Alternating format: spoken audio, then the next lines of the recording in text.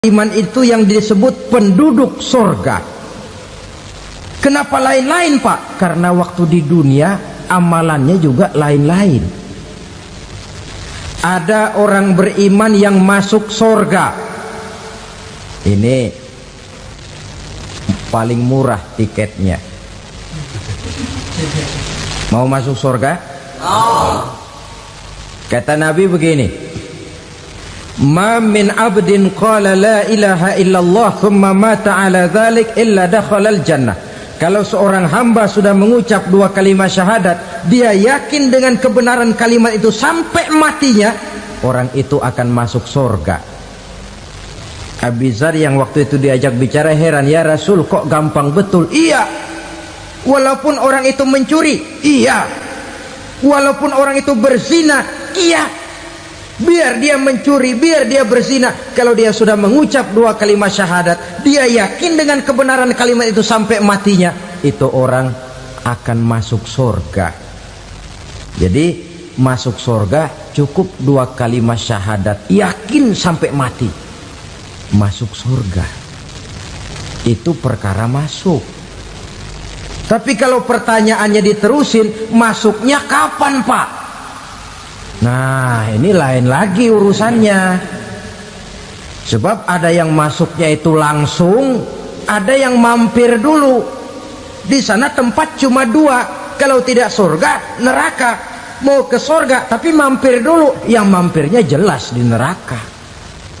Kenapa? Dalam hadis qudsi ada riwayat, nanti itu di akhirat, setelah Allah selesai mengatur penduduk surga masuk surga, yang neraka masuk neraka, Allah berkata kepada malaikat Malik, malaikat Malik, labaik ya Allah, itu bajingan-bajingan tengik, manusia-manusia durjana yang waktu di dunia tidak mau sujud, jauh dari ulama, gemar melakukan yang munkarat dan maksiat, hidup di tengah masyarakat selalu jadi bibit keonaran, kufur, sudah masuk neraka semua.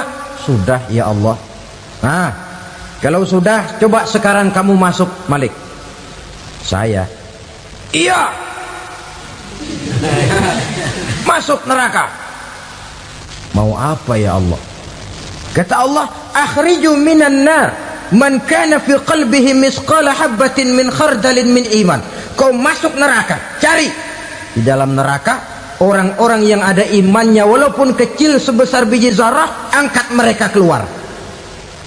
Masuk malaikat Malik ke neraka, cari orang yang ada imannya, korek-korek. Ya repot, udah pada gosong. Yang ada imannya diangkat ke atas, yang ada imannya diangkat ke atas, lalu dimandikan di Nahrul Hayat, namanya sungai kehidupan di akhirat nanti. Cakep lagi rupanya, bersih lagi wajahnya, apel di hadapan Allah. Kata Allah, bagaimana Mas? Kapok nggak sampean? Kapok ya Allah. Nah, kalau kapok, idhab fadkhulil jannah, pergi masuk surga sana. Berangkat mereka ke surga, ketemu sama teman-temannya yang udah sampai lebih dulu, yang nggak pakai mampir lagi. Terjadi dialog.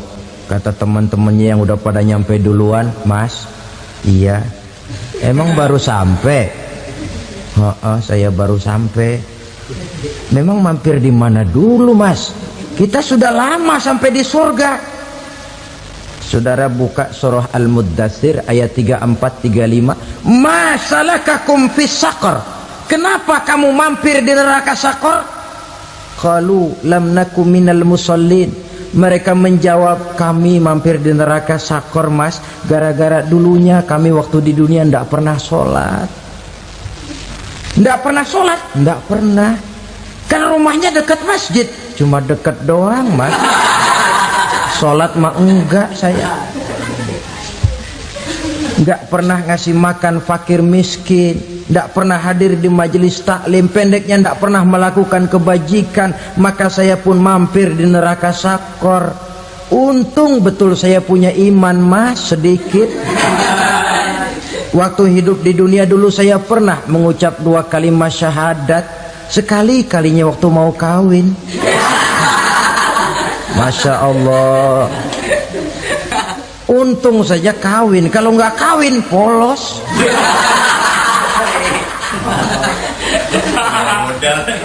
Itu juga pengulu sudah setengah mati ngajarin. Asyhadu alla, asyaduaan, asyaduaan.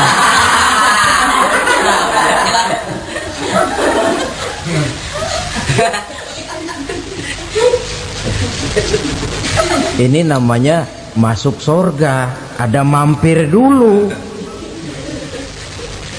Ada pula orang mukmin itu yang dimasukkan surga. Namanya dimasukkan kan terima beres. Saya masuk ke rumah, jalan sendiri, cari tempat sendiri. Saya dimasukkan ke dalam rumah, terima beres, pokok ada di dalam, itu dimasukkan namanya. Nggak pakai mampir. Tapi tentu tiketnya lebih mahal ketimbang yang pertama tadi. Apa kata Allah? Innal ladzina amanu wa amilus salihat la ukaffiranna anhum sayyi'atihim wa la udkhilannahum jannah.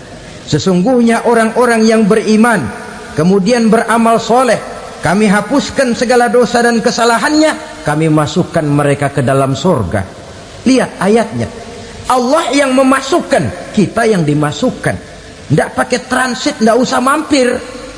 Cuma tidak cukup syahadat, tidak cukup amanu, tapi diiringi dengan wa'amilus salih. Iman, amal. Tidak cukup syahadat, lalu dibuktikan dia sholat, dia zakat, puasa, lalu dia melakukan berbagai macam kebajikan. Ini yang menyebabkan dia tidak pakai mampir di tempat yang bernama sakor. Lalu ada pula orang mukmin itu yang disebut penduduk surga. Wah, ini sudah VIP ini. Ashabul jannah, penduduk surga. Siapa mereka? Kata Allah, innal ladzina amanu summa istaqamu fala khaufun alaihim wala hum yahzanun ulaika ashabul jannah hum fiha khalidun. Sesungguhnya orang-orang yang beriman lalu istiqamah, tetap dalam melaksanakan perintah Allah, tidak goyah, tidak labil tapi stabil, istiqamah, mereka tidak takut dan tidak bersedih hati. Merekalah penduduk surga. Iman, istiqamah. Tidak punya duit, sembayang. Banyak duit, sembayang. Miskin, sembayang. Kaya, tetap sembayang. Istiqamah. Kadang orang kalau susah rajin ke masjid, banyak duitnya ngelihat masjid melengos. Waktu miskin hamba Allah, setelah kaya jadi hamba harta. Bergeser, tidak ada nilai istiqomahnya. Saudara-saudara, dengan begitu penduduk neraka itu dua. Ada penduduk permanen, ada penduduk yang semi permanen. Yang semi permanen orang-orang beriman yang mempunyai dosa besar. Mereka masuk ke neraka untuk menerima azab sesuai dengan dosanya. Bila selesai masa azab itu, mereka akan diangkat untuk ditempatkan kembali ke dalam surganya Allah Subhanahu wa ta'ala. Nah, dikala itulah saudara-saudara, ada yang disebut syafaat dari Rasulullah Sallallahu Alaihi Wasallam. Tapi tentu jangan lupa, syafaat ini ibarat kain menambal dia. Kita punya kain bolong-bolong sedikit, syafaat yang menambal. Solat kita ada kurang dikit, sedekah kita ada campur riak dikit, amalan kita ada tidak karena Allah dikit, kita berharap syafaat.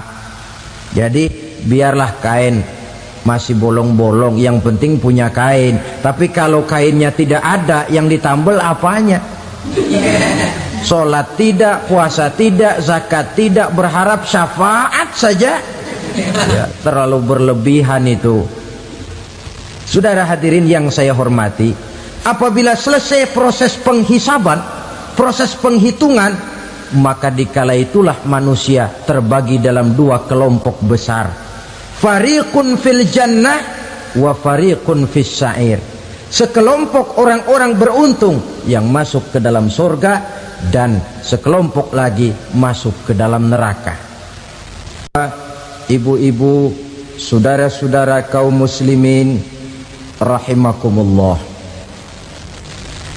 Pada pertemuan yang lalu sudah saya jelaskan bahwa hidup selalu berakhir dengan kematian.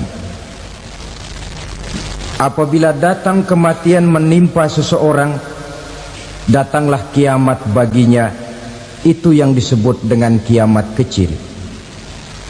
Hakikatnya mati adalah perpindahan dari kehidupan di dunia ini menuju kehidupan di alam barzakh.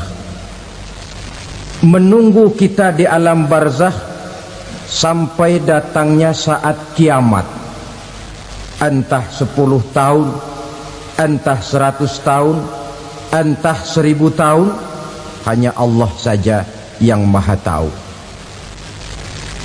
Adapun orang-orang beriman yang melakukan amal kebajikan dalam kehidupan di dunia ini, masa penantian yang lama di alam barzakh buat mereka sebentar saja. Tetapi bagi orang-orang kafir yang ingkar, yang tidak beriman kepada Allah, yang hidup di dunia cuma menumpuk-numpuk dosa, tentu penantian di alam barzakh akan merupakan waktu yang sangat lama. Bukankah dalam kehidupan kita waktu itu memang relatif? Contoh misalnya, bagi pemuda-pemudi yang sedang duduk asyik memadu cinta, waktu 4-5 jam saja rasanya cuma 4-5 menit, tenggelam oleh keasyikan. Tapi buat orang yang berbaring di rumah sakit, meratap di balik-balik apa itu tembok derita kata lagu, di balik dinding-dinding penjara, sehari bagai seminggu, seminggu rasa sebulan, sebulan boleh jadi rasa setahun. Penantian yang sangat lama. Kapan kiamat itu akan datang? Ini rahasia Allah. Jangankan kita yang orang awam, baginda Nabi sendiri tidak diberitahu oleh Allah kapan kiamat itu akan terjadi. Tetapi sungguh pun demikian, banyak hadis-hadis yang menjelaskan ciri atau tanda-tanda datangnya kiamat. Nah, kalau sudah bicara soal tanda kiamat itu ada dua. Pertama yang disebut alamatus sughra, tanda-tanda kecil. Ini waktunya masih ada tenggang. Ada yang dinamakan alamatul kubra, tanda-tanda besar. Artinya kiamat sudah diambang pintu. Apa tanda-tanda kecil dari datangnya hari kiamat itu?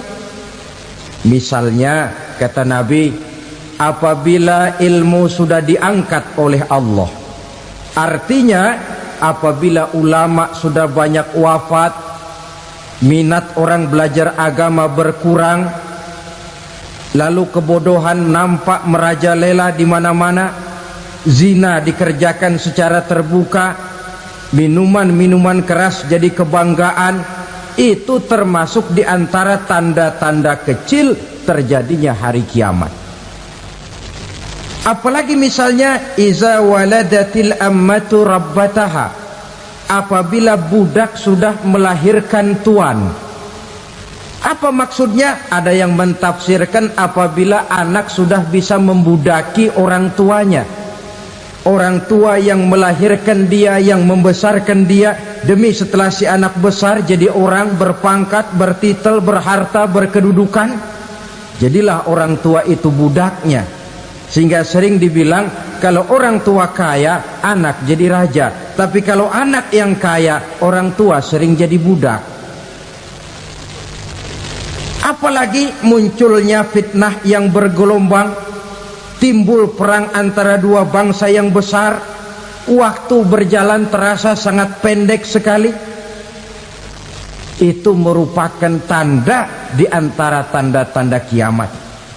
Termasuk di dalamnya sulit membedakan mana laki, mana perempuan. Kan kalau tanda-tanda kayak begini sekarang sudah banyak kita lihat kan.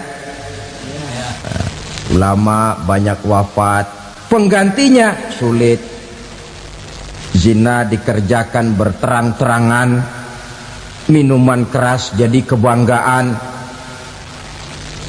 banyak anak membudaki orang tuanya, sulit membedakan mana laki mana perempuan. Kadang-kadang dari belakang kita lihat perempuan bener, begitu kita colek nengok jenggotan.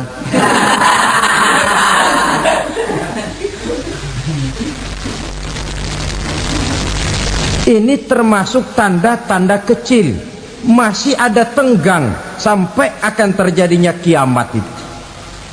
Nah, yang dimaksud dengan tanda-tanda besar, ini tanda besar artinya kiamat sudah diambang pintu. Pertama, matahari terbit dari sebelah barat. Apabila matahari sudah terbit dari arah sebelah barat, tertutuplah sudah pintu taubat. Bersabda Nabi kita, la taqumus sa'atu hatta tatlu'a syamsu min maghribiha. Tidak akan datang hari kiamat sampai matahari terbit dari arah sebelah barat.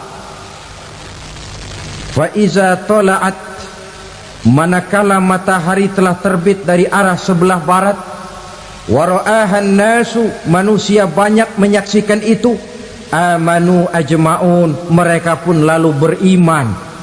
Yang tadinya kafir, yang tadinya ingkar, yang tadinya membangkang, setelah melihat matahari terbit dari sebelah barat, buru-buru beriman, berlomba-lomba mengucap dua kalimat syahadat. Tapi apa yang terjadi? Kata Nabi, wadzalika hina la yanfa'u nafsan imanuha lam takun amanat min qabl. Hari itu adalah hari yang iman sudah tidak berguna lagi bagi seseorang apabila sebelumnya memang dia tidak pernah beriman. Au kasabat fi imaniha khaira, atau beriman tetapi tidak pernah melakukan kebajikan di dalam keimanannya itu. Hari yang sudah kasib, hari yang sudah terlambat, beriman tidak akan ada gunanya lagi. Ini pelajaran buat kita. Sebelum sang surya terbit dari sebelah barat, sebelum nafas sampai di tenggorokan, artinya pintu taubat masih terbuka. Kalau dua hal itu sudah terwujud, nafas sudah sampai di kerongkongan atau matahari sudah terbit dari arah sebelah barat, tertutuplah sudah pintu taubat. Tak ada lagi gunanya pangkat, jabatan, harta, bahkan beriman pun dalam suasana macam itu too late, kata orang Kulon. Sudah terlambat. Matahari terbit dari arah sebelah barat, itu tanda besar, artinya kiamat sudah diambang pintu. Lalu apalagi tanda besar? Munculnya Dajjal. Dajjal artinya pendusta-pendusta yang menyesatkan manusia. Ada dua macam Dajjal, saudara. Ada Dajjal kecil, ini Dajjal kelas teri. Kalau ini sejak zaman Rasulullah sudah ada itu. Tiap zaman ada. Di zaman Rasulullah misalnya ada yang bernama Aswad al-Unsi dari Yaman, ada yang namanya Musailamah al-Kazzab dari Yamamah, ada yang namanya Ibnu Sayyad dari Madinah. Ini Dajjal di zaman Rasul. Musailamatul Kazzab memproklamirkan diri jadi nabi, dia di zaman Rasul masih hidup. Ini Dajjal zaman Nabi. Di zaman sahabat muncul dajjal-dajjal. Di zaman kita sekarang ini dajjal-dajjal pun gentayangan. Dajjal-dajjal kelas teri. Kerjanya mendustakan manusia, menyesatkan manusia, memalingkan manusia dari jalan yang benar dan diridhoi oleh Allah Subhanahu wa taala. Adapun yang merupakan tanda besar dari datangnya kiamat, dajjal-dajjal kelas kakap. Pembohong-pembohong besar yang menyesatkan masyarakat manusia berpaling dari jalan Allah mengikuti jalan mereka.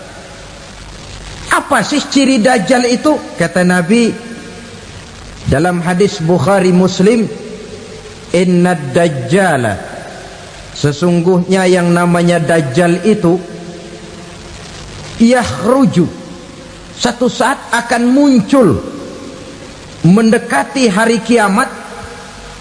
Wa inna ma'ahu ma'an, si dajjal ini membawa air.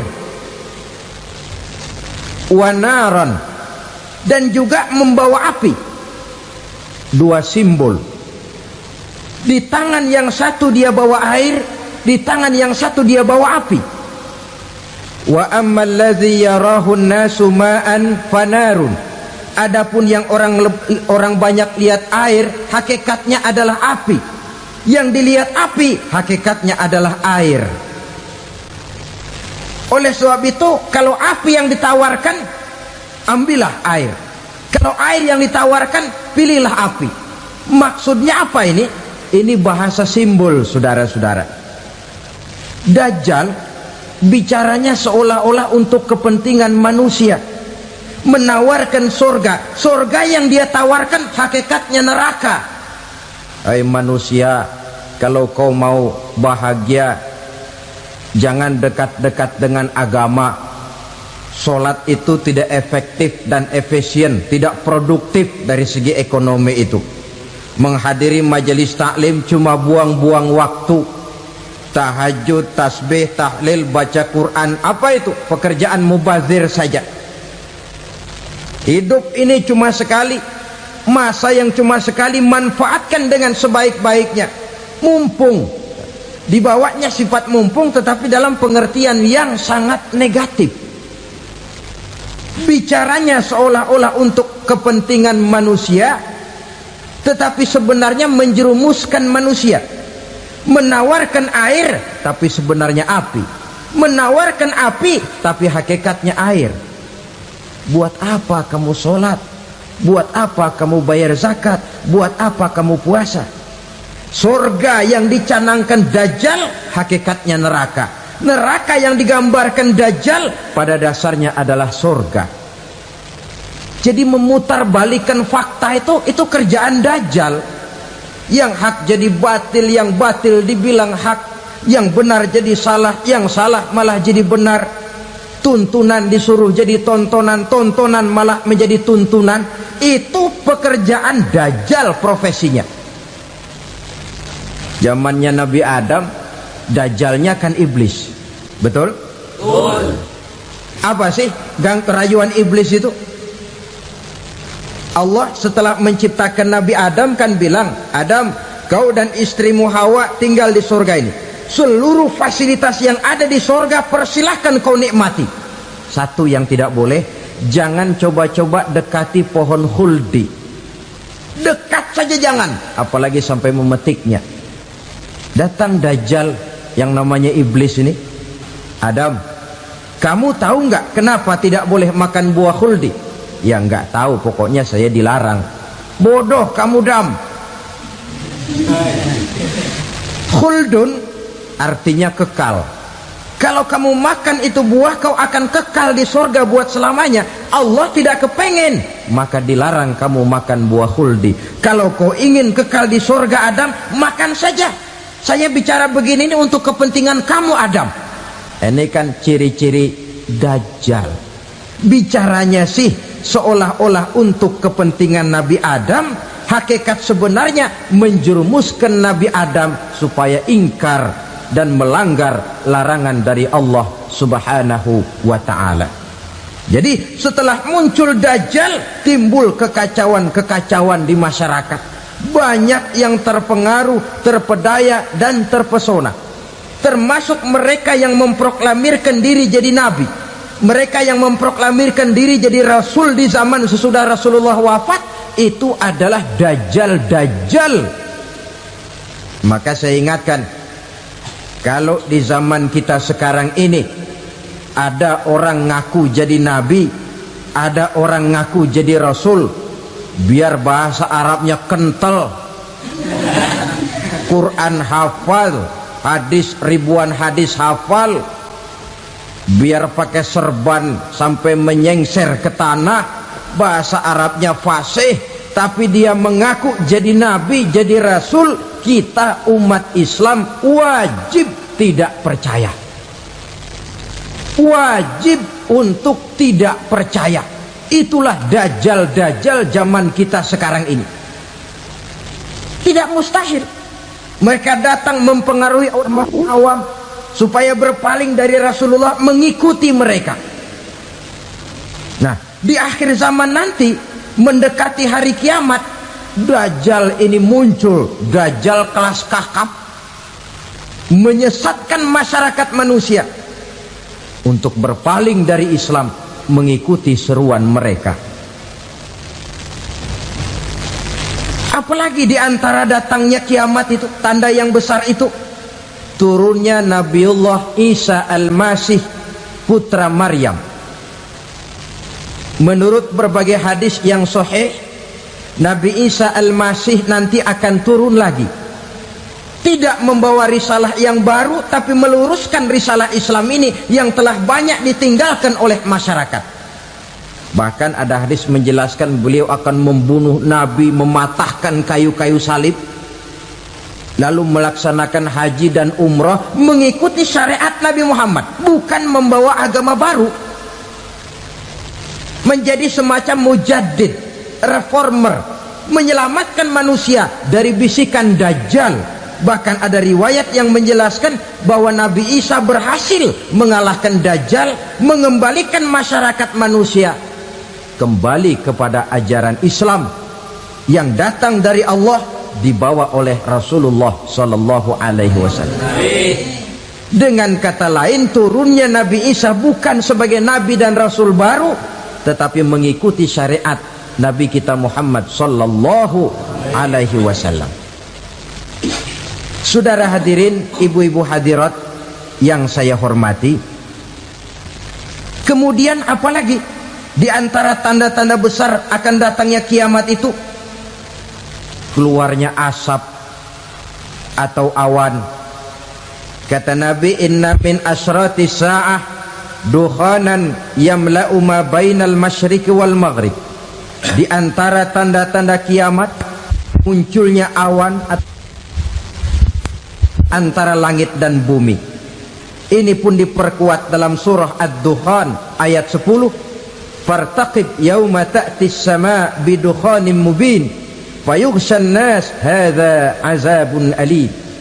Bagi orang-orang yang beriman, mereka biasa-biasa saja.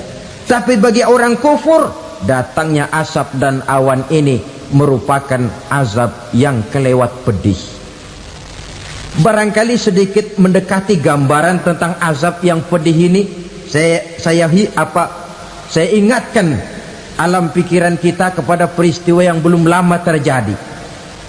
Pernah dengar berita bocornya reaktor nuklir di Chernobyl, Uni Soviet?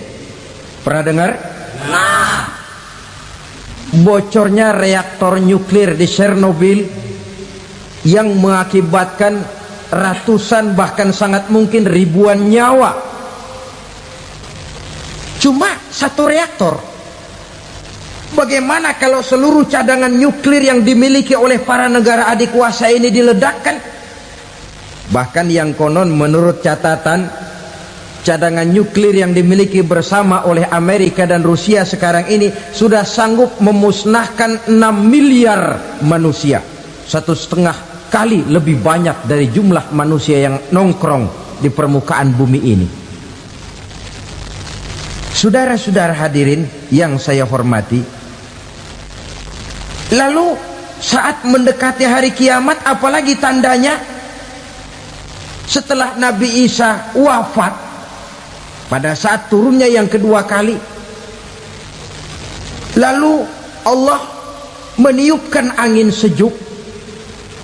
Semua orang-orang beriman, orang-orang baik wafat, sehingga penghuni bumi ini cuma tinggal lagi terdiri dari orang-orang kafir. Tidak ada lagi di bumi ini yang bisa mengucapkan Allah. Hingga dalam hadis qudsi itu ada keterangan, innallaha azza wa jalla yaqulu li Israfil. Allah pernah pesan kepada malaikat Israfil, kata Allah, Israfil, idza sami'ta qailan yaqul Allah Allah fa akhirin nafakh 40 sanatan ikraman liqailiha. Hai Israfil, apabila kau dengar di permukaan bumi masih banyak orang yang mengucapkan Allah Allah, maka tunda sangkakala kiamat itu 40 tahun. Untuk apa? Ikraman liqailiha, menghormati orang yang mengucapkan Allah Allah itu. Wah, jadi karena sekarang masih banyak yang mengucapkan Allah, besar hatilah kita, masih jauh kiamat itu. Tapi jangan lupa, kiamat pribadi, kiamat kecil itu yang nggak kita sangka-sangka. Ajal datang mencabut nyawa, itu kiamat pribadi, dan itu yang pasti kita hadapi, dan itu yang membuat kita tidak boleh bersikap main-main di dalam kehidupan sekarang ini. Saudara hadirin yang saya hormati, tidak ada lagi orang-orang muslim. Seluruh penduduk dunia ini kafir. Lalu terciptalah struktur sosial yang berlandaskan prinsip hidup semau gue. Bakal terjadilah prinsip di mana yang kaya menyantap yang miskin, yang kuat menindas yang lemah. Hidup sudah bagaikan di rimba belantara, berlaku hukum rimba. Siapa yang kuat dia yang menang, siapa yang lemah menjadi mangsa. Timbul kekacauan, maksiat merajalela, munkarat menjadi-jadi, sehingga isi bumi ini penuh dengan segala macam perbuatan dosa. Tidak ada perlunya lagi alam diperpanjang temponya. Datang saat yang sudah dijanjikan oleh Allah Azza wa Jalla, maka terjadilah yang disebut kiamat kubra, kiamat besar, kiamat ancur-ancuran. Bagaimana kejadian ini dimulai? Dalam surah Az-Zumar ayat 68, Allah Subhanahu wa taala berfirman, wa nufikha fis suri fasa'iqa man fis samawati wa man fil ardi illa man sya'allahu. Maka manakala ditiuplah sangkakala, terkejutlah seluruh yang ada di langit dan seluruh yang ada di bumi. Bila saat kiamat datang, Allah perintah malaikat Israfil, Israfil, tiup sangkakalamu. Ditiuplah sangkakala oleh malaikat Israfil. Yang akibat daripada tiupan itu, seluruh yang ada di langit, seluruh yang ada di permukaan bumi terkejut. Yang ada di langit siapa? Malaikat kan. Bayangin aja kalau malaikat kaget, apalagi kita. Terkejut seluruh makhluk yang ada di bumi, yang ada di langit mendengar suara sangkakala itu. Bunyinya tidak sanggup kita bayangkan dahsyatnya.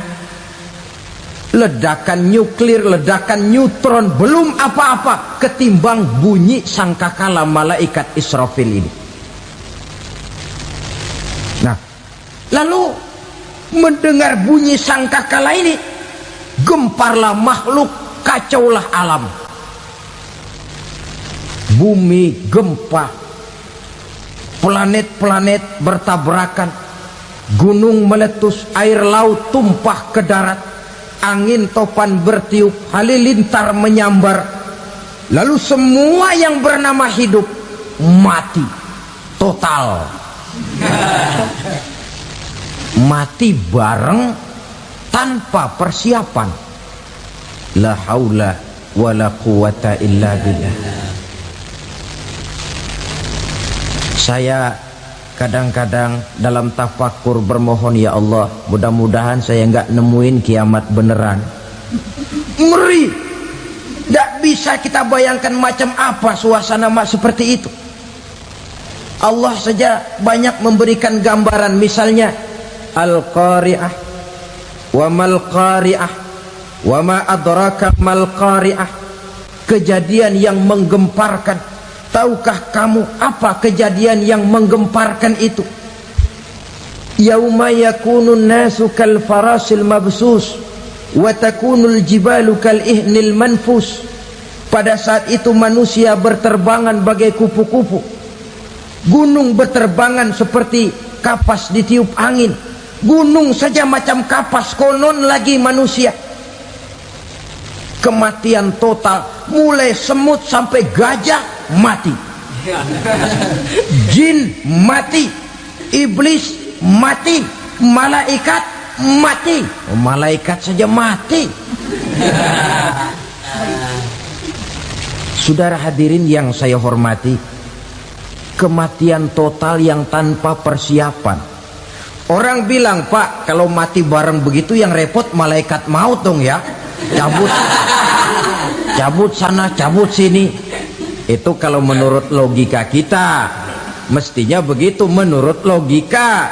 Tapi logika juga yang nggak perlu serepot itu. Sebab untuk mematikan listrik di wilayah DKI, di wilayah Jakarta, nggak perlu tiap rumah didatengin matiin, ya lama. Cukup dari kantor pusatnya saja PLN tekan satu tombol, gelaplah seluruh Jakarta. Saudara hadirin yang saya hormati, kematian total. Lalu setelah kematian total, planet-planet juga mati, dalam arti tidak bergerak dan beredar. Angin mati, dalam arti tidak bertiup. Air mati, dalam arti tidak ada riak gelombang. Pokoknya semua mati. Kullu nafsin za'iqatul maut, semua yang bernafas mati. Dalam ayat lain, kullu man 'alaiha fan, semua yang ada di permukaan bumi fana. Yang kekal cuma Allah Subhanahu wa ta'ala. Yang paling belakang mati malaikat maut dan malaikat Israfil. Tapi mati juga sesuai dengan janji Allah. 40 lamanya. Tidak dijelaskan oleh Abi Hurairah 40 jam, apa 40 hari, apa 40 tahun. Hadis-hadis cuma menyebutkan 40 saja. Sunyi alam, yang tinggal cuma Allah saja lagi. Ketika itu Allah berseru-seru, katanya, limanil mulkul yauma, siapa para penguasa hari ini? Mana itu raja-raja dan penguasa yang dulu mengaku jadi Tuhan? Fir'aun, mana Fir'aun sekarang? Yang dulu jadi raja, merasa berhasil, sombong, lalu tidak mau turun-turun dari kekuasaannya, sampai kepada puncak kekurang ajarannya mengangkat diri jadi Tuhan. Mana itu Fir'aun? Namrus, mana sekarang Namrus? La ilaha illa ana, ternyata tidak ada Tuhan lain selain daripada aku, kata Allah. Proses kemudian, saudara-saudara, turunlah hujan dari langit. 40 lamanya hujan itu. Tidak jelas juga 40 jam apa 40 hari. Setelah air turun membasahi, datanglah tiupan sangkakala yang kedua. Semua yang bernama mati bangkit dari kuburnya masing-masing. Ini yang disebut yaumul ba'thi, hari kebangkitan. Allahu Akbar. Pada saat kita bangkit dari kubur kita masing-masing, kumpul di padang mahsyar namanya. Bayangin aja, saya sendiri nggak sanggup bayangin. Manusia sejak zaman Adam sampai zaman kiamat kumpul bareng di tempat sama. Berapa banyaknya itu?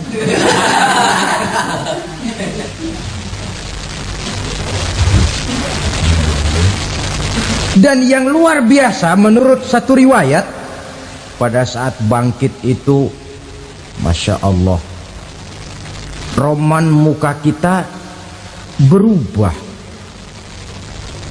disesuaikan dengan amalan kita waktu di dunia ini. Barang siapa yang waktu di dunia amalannya itu amalan tikus, di akhirat nanti dia bangkit dari kubur, mukanya seperti muka tikus. Gagah betul badannya, tapi mukanya seperti tikus. Kenapa? Amalannya waktu di dunia seperti amalan tikus. Apa amalan tikus itu? Suka ngegeragoti barang yang sudah disimpan rapi-rapi. Orang sudah simpan uang rapi-rapi, simpan perhiasan rapi-rapi, digeragoti oleh tikus. Maling-maling, pencoleng-pencoleng, koruptor-koruptor, itu nanti di akhirat nanti kita lihat mukanya seperti muka tikus. Oh, ini waktu di dunia suka nyolong, mukanya seperti muka tikus. Barang siapa yang waktu di dunia ini amalannya itu amalan macan, dia akan bangkit nanti mukanya seperti muka macan. Apa amalan macan? Macan itu amalannya menang-menangan. Orang yang mau menang saja nggak mau mengalah. Coba lihat di hutan, kenal hutan nggak? Di hutan, raja hutan di mana-mana pasti macan, betul kan? Betul.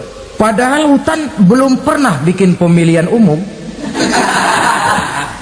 Tapi macan tidak peduli ada pemilihan umum apa tidak, pokok saya raja. Sebab apa? Macan jadi raja itu bukan karena benar, tapi karena kuat jadi raja. Setelah dia jadi raja, rakyat hutan yang mesti dilindungi malah dimakan oleh raja macan. Kambing rakyat hutan dimakan oleh macan. Ayam rakyat hutan dimakan oleh macan. Itu nanti kita lihat di akhirat itu mukanya seperti muka macan, gagah betul. Lalu barang siapa yang di dunia ini amalannya itu seperti amalan anjing, nanti dia punya muka seperti muka anjing. Apa amalan anjing?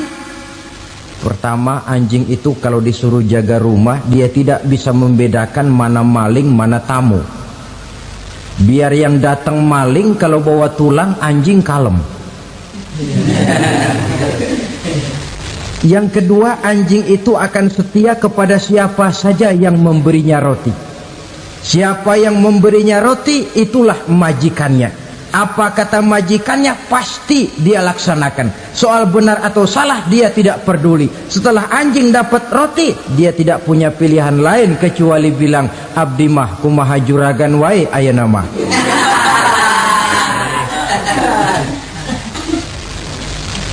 Saudara hadirin yang saya hormati,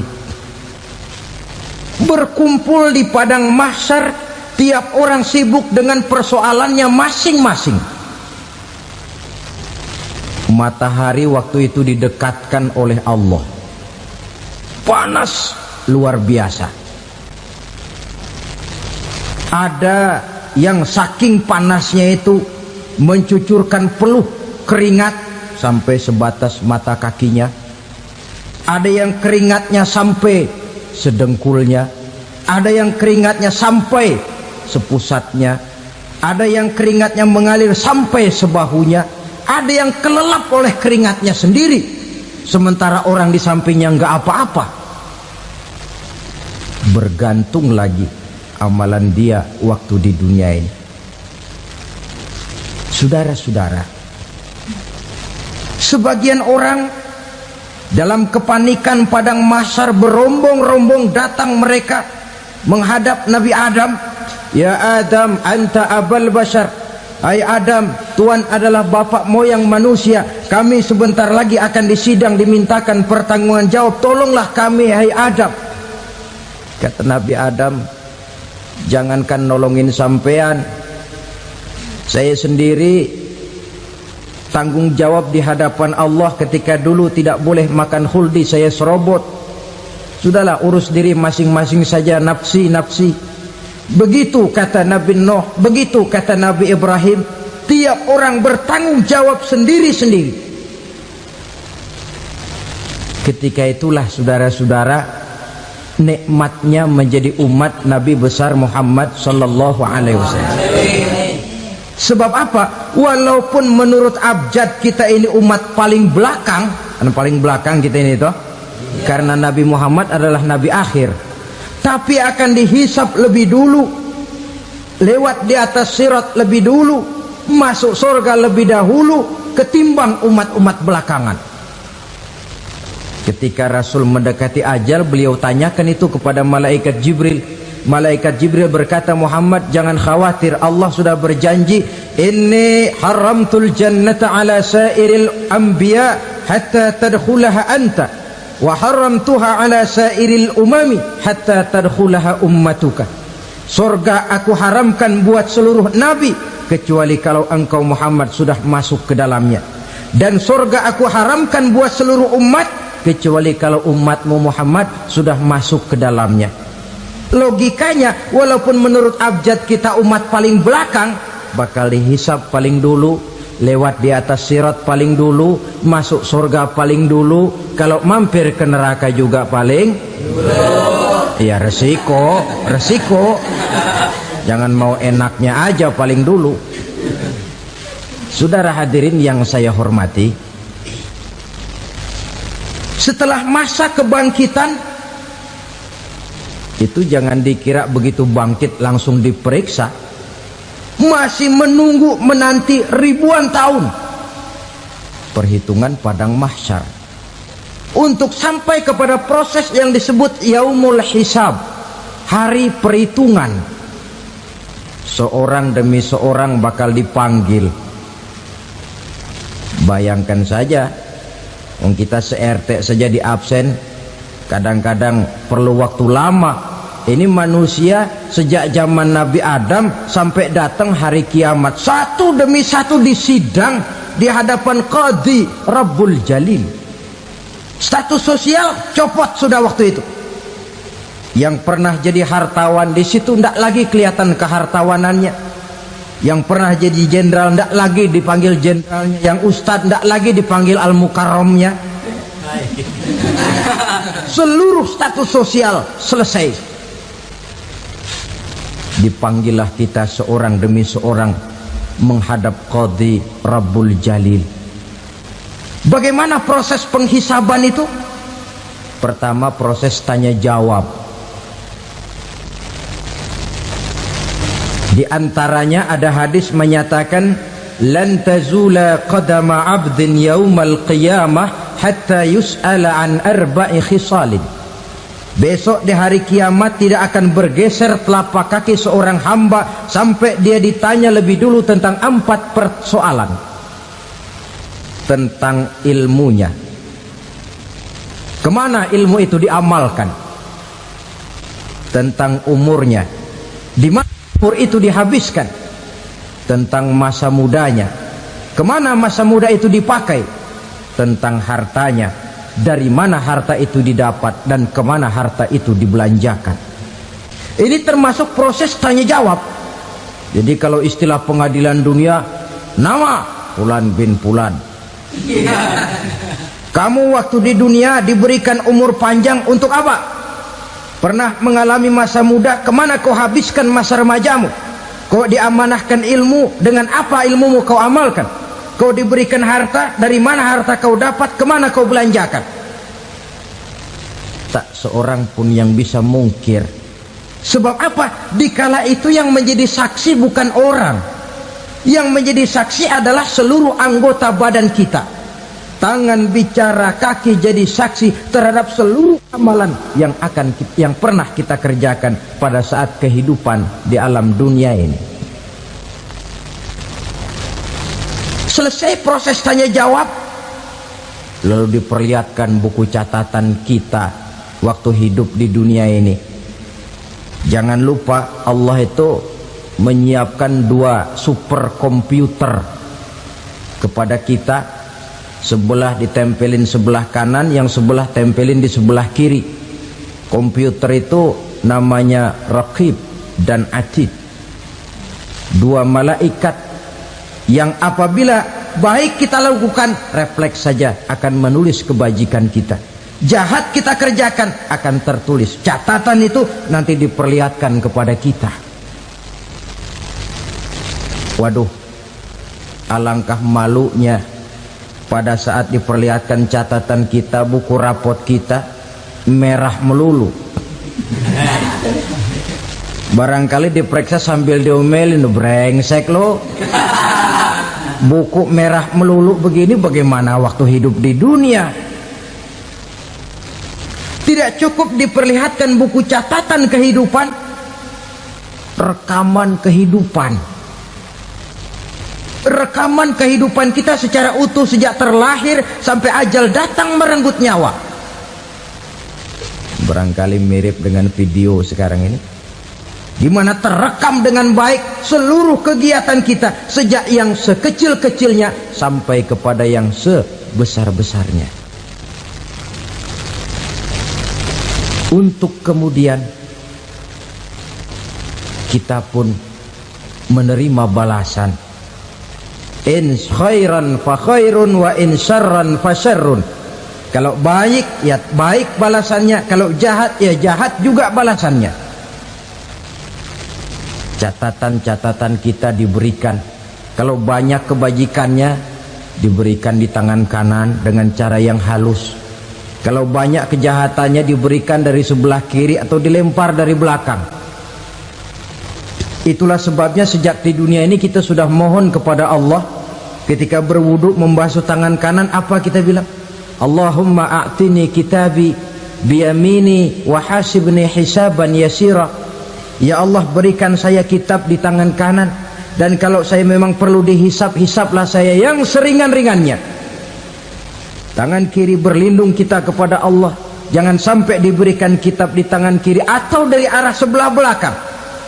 Wa a'udzubika an tu'tiya kitabi bishimali aw min wara'i zuhri, dari arah sebelah belakang. Na'udzubillah min dzalik. Setelah selesai lewat proses penghisaban, lewat mizan, timbangan, maka yang sudah selesai dihisab itu bergeraklah menuju sirat, jembatan yang terbentang menuju surga melalui neraka.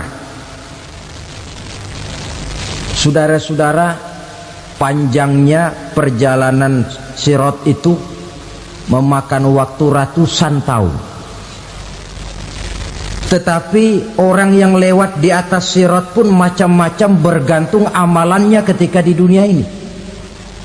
Ada yang lewat di atas sirat itu kal barkil khatib, seperti kilat yang menyambar, lep, sudah sampai dia di surga. Cepat bukan main. Ada yang lewat di atas sirat itu seperti orang lari-lari. Ada yang lewat di atas sirat itu seperti orang jalan biasa. Ada yang sambil merangkak, ada yang sambil ngesor, ada yang sambil gelayutan, ada yang selamat sampai ke ujung ke surga, ada yang tergelincir jatuh masuk ke dalam neraka, bergantung amalannya dalam kehidupan di dunia sekarang ini. Tiap kita akan melewati yang namanya sirat ini. Saudara-saudara kaum muslimin yang saya hormati,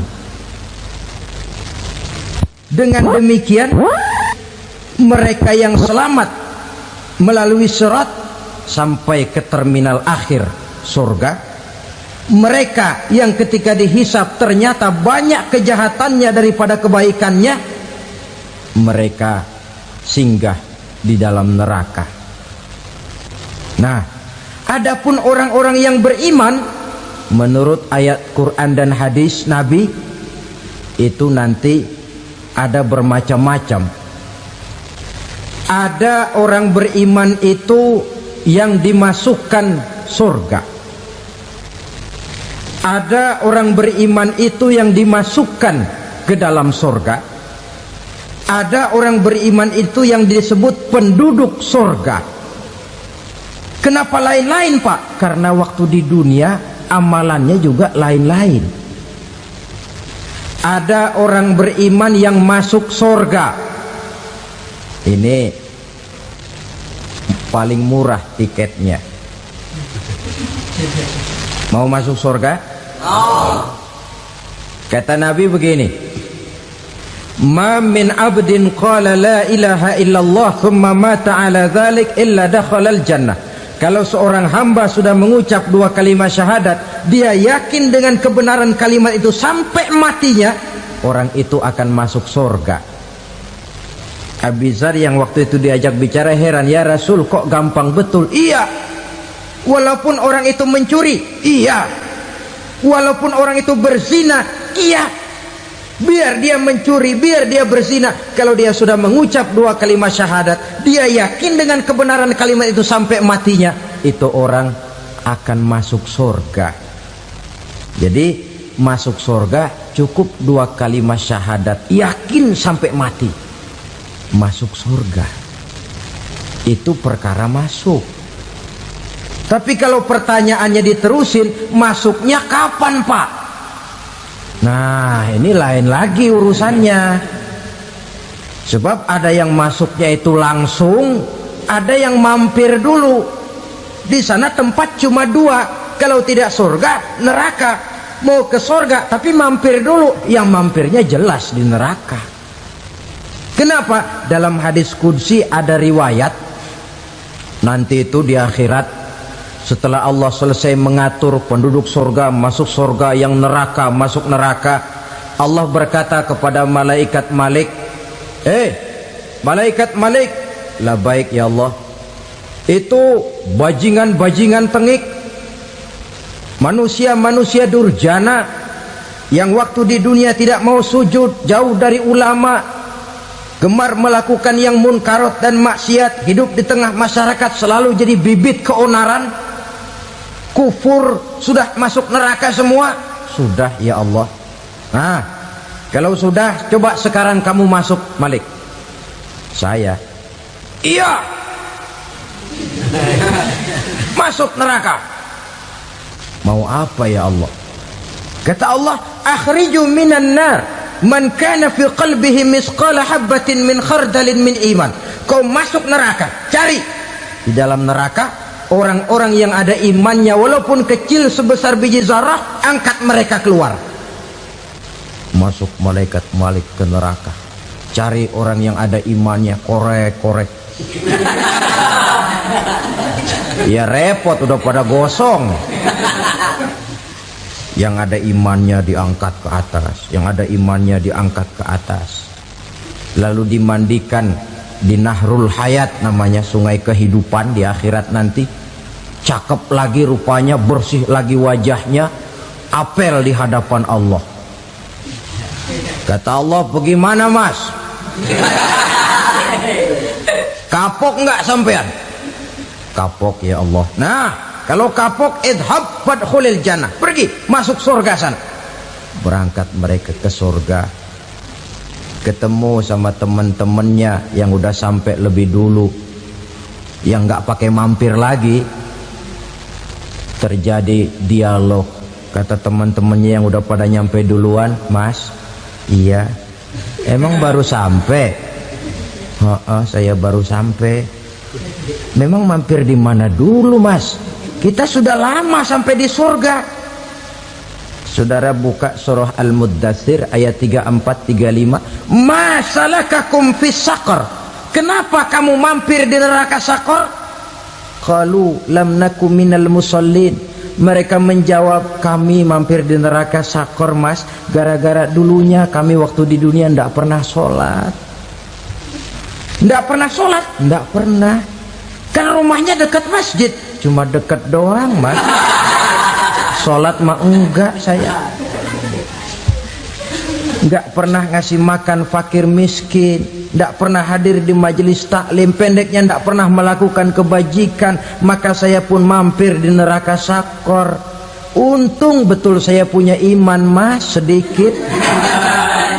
Waktu hidup di dunia dulu saya pernah mengucap 2 kalimat syahadat, sekali-kalinya waktu mau kawin. Masya Allah. Untung saja kawin, kalau nggak kawin polos.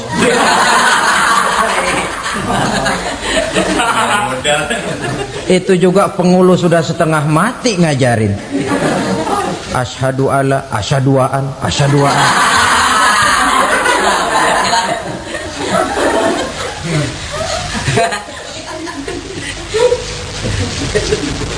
Ini namanya masuk surga, ada mampir dulu. Ada pula orang mukmin itu yang dimasukkan surga. Namanya dimasukkan kan terima beres. Saya masuk ke rumah, jalan sendiri, cari tempat sendiri. Saya dimasukkan ke dalam rumah, terima beres, pokok ada di dalam, itu dimasukkan namanya. Nggak pakai mampir. Tapi tentu tiketnya lebih mahal ketimbang yang pertama tadi. Apa kata Allah? Innal ladzina amanu wa amilus salihat la ukaffiranna anhum sayyi'atihim wa la udkhilannahum jannah. Sesungguhnya orang-orang yang beriman kemudian beramal soleh, kami hapuskan segala dosa dan kesalahannya, kami masukkan mereka ke dalam surga. Lihat ayatnya, Allah yang memasukkan, kita yang dimasukkan. Tidak pakai transit, tidak usah mampir. Cuma tidak cukup syahadat, tidak cukup amanu, tapi diiringi dengan wa'amilus salih. Iman, amal. Tidak cukup syahadat, lalu dibuktikan dia sholat, dia zakat, puasa, lalu dia melakukan berbagai macam kebajikan. Ini yang menyebabkan dia tidak pakai mampir di tempat yang bernama Saqar. Lalu ada pula orang mukmin itu yang disebut penduduk surga. Wah, ini sudah VIP ini. Ashabul jannah, penduduk surga. Siapa mereka? Kata Allah, innal ladzina amanu summa istaqamu fala khaufun 'alaihim wala hum yahzanun ulaika ashabul jannah hum fiha khalidun. Sesungguhnya orang-orang yang beriman lalu istiqamah, tetap dalam melaksanakan perintah Allah, tidak goyang, tidak labil tapi stabil, istiqamah, mereka tidak takut dan tidak bersedih hati. Merekalah penduduk surga. Iman, istiqamah. Tidak punya duit, sembayang. Banyak duit, sembayang. Miskin, sembayang. Kaya, tetap sembayang. Istiqamah. Kadang orang kalau susah rajin ke masjid, banyak duitnya ngelihat masjid melengos. Waktu miskin hamba Allah, setelah kaya jadi hamba harta. Bergeser, tidak ada nilai istiqomahnya. Saudara-saudara, dengan begitu penduduk neraka itu dua. Ada penduduk permanen, ada penduduk yang semi permanen. Yang semi permanen orang-orang beriman yang mempunyai dosa besar. Mereka masuk ke neraka untuk menerima azab sesuai dengan dosanya. Bila selesai masa azab itu, mereka akan diangkat untuk ditempatkan kembali ke dalam surganya Allah Subhanahu wa ta'ala. Nah, dikala itulah saudara-saudara, ada yang disebut syafaat dari Rasulullah Sallallahu Alaihi Wasallam. Tapi tentu jangan lupa syafaat ini ibarat kain menambal dia. Kita punya kain bolong-bolong sedikit, syafaat yang menambal. Solat kita ada kurang dikit, sedekah kita ada campur riak dikit, amalan kita ada tidak karena Allah dikit, kita berharap syafaat. Jadi biarlah kain masih bolong-bolong, yang penting punya kain. Tapi kalau kainnya tidak ada, yang ditambal apanya? Solat tidak, puasa tidak, zakat tidak, berharap syafaat saja. Ya, terlalu berlebihan itu.